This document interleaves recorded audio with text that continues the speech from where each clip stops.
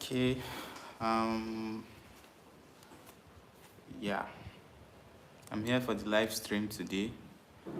I don't know if we'll have people joining in very soon, but I posted it on YouTube here in the community feed. I also posted it on TikTok and also on Instagram that I'll be going live today. So, latecomers, do sharp sharp and join up. So basically,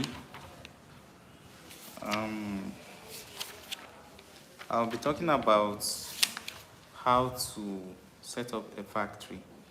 That's right from the early stages. Maybe if you just got the idea, you're thinking of how to proceed. So I'll be starting from there.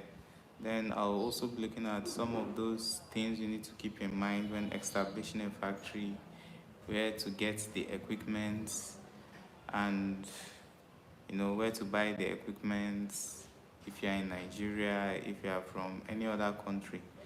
Because I noticed of late I've been getting a lot of people too from other parts of the world joining the channel.